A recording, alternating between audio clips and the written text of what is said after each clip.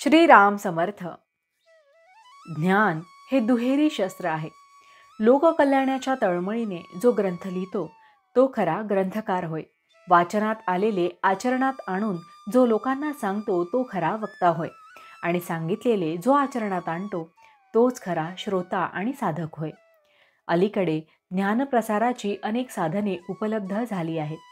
त्यामुळे नको त्या ज्ञानाचाही विस्तार झपाट्याने होतो आहे. ज्ञान हे एक प्रकारचे दुहेरी शस्त्र आहे. कोणत्याही ज्ञानाचा बरा वाईट उपयोग तो करणाऱ्यावर अवलंबून असतो. ज्ञान हे मुळात पवित्र आहे.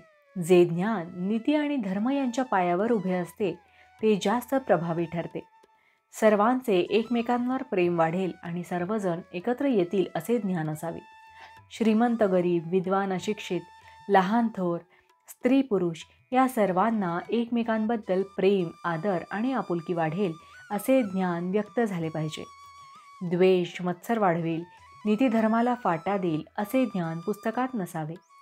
विद्वान शास्त्रज्ञ नवीन शोध लावून जगाला स्वार्थी आणि लोभी बनवतात आणि त्यामुळे सर्वनाश होतो. जे ज्ञान समाधान देत नाही ते खरे ज्ञान नव्हे. जगाचे खरे स्वरूप ज्याने कळते ते खरे ज्ञान होय. देहासंबंधी जे ज्ञान ते व्यावहारिक ज्ञान. जे जसे आहेत तसे ओळखणे हे तत्वज्ञान. मी देहाला माझा म्हणतो, अर्थात मी देह नव्हे. माझे घर म्हणणारा मी घराहून वेगळा ठरतो. जडत्व म्हणजे काय? देहाच्या ठिकाणी ममत्व हे जडत्व. पदार्थाचे यथार्थ ज्ञान ज्याला आहे तो शहाणा. व्यवहाराचे गूढ ज्याला कळते तो प्रपंची. जगाचे गूढ ज्याला कळते तो तत्वज्ञानी. सूक्ष्माचे ज्ञान होणे यात सुख आहे. आत्मा हा समुद्र आहे तर जीव हा त्याचा अगदी लहान थेंब आहे. त्याची ओळख होऊन आत्म्याशी समरस होणे हेच खरे तत्वज्ञान आहे. ब्रह्म सत्यम जगन मिथ्या अशा ज्ञानाच्या गोष्टी कळायला कठीण असल्या तरी अभ्यासाने दीर्घकाळानंतर कळतील. पण नामाचे महत्त्व कळणार नाही. ते एक संत कृपेनेच कळते. नामावर विश्वास बसणे महाभाग्याचे लक्षण आहे. आपण बुद्धिभेदापासून सावध दूर राहिले पाहिजे. संत वचनावर विश्वास ठेवून अखंड नाम घ्यावे. त्याने समाधान लाभेल.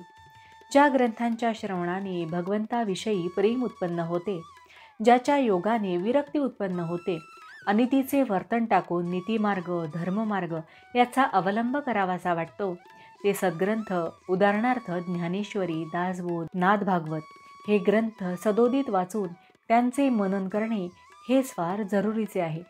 त्याने ईश्वर प्रेम उत्पन्न होते.